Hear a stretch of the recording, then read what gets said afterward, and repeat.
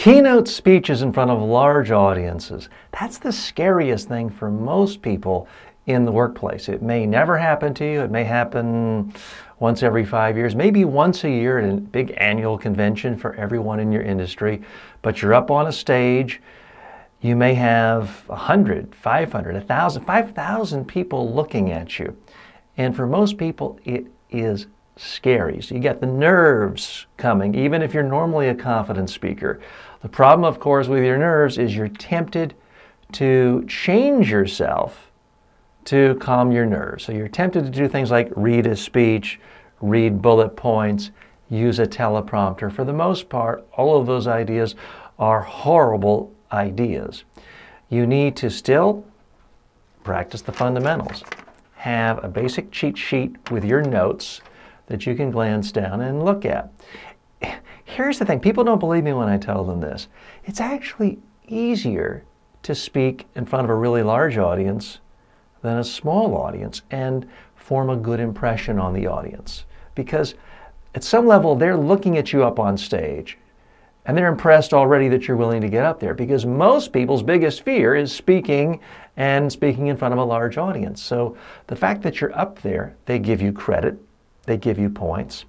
Here's the other thing, as we talked about earlier. If you simply walk around the stage when you speak, people will be, wow, did you see that? She was so confident, he was so confident, he just walked around and talked. I could never do that. Well, here's the thing.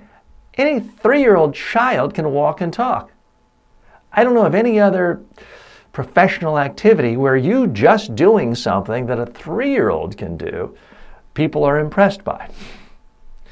If you're just eating food or laughing, no one's going to give you credit for that. But walking and talking in front of a large group seems really hard. It seems scary.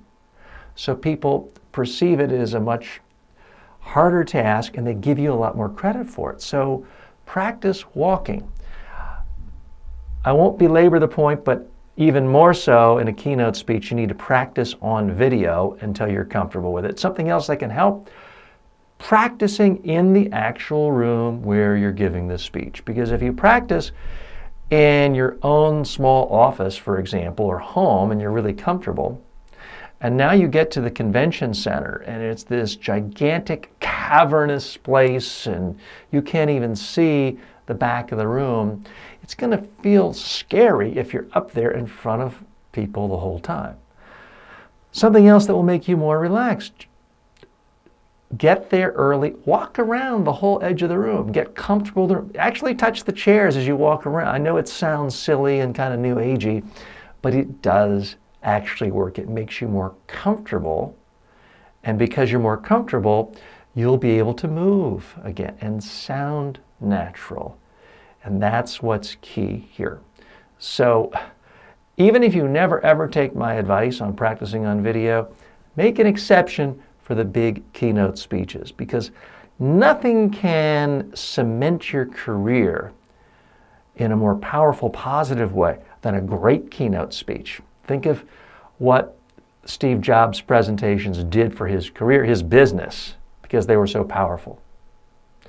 On the other hand, if you make a really awful presentation, people remember that too. The stakes are higher, but the rewards are much higher too.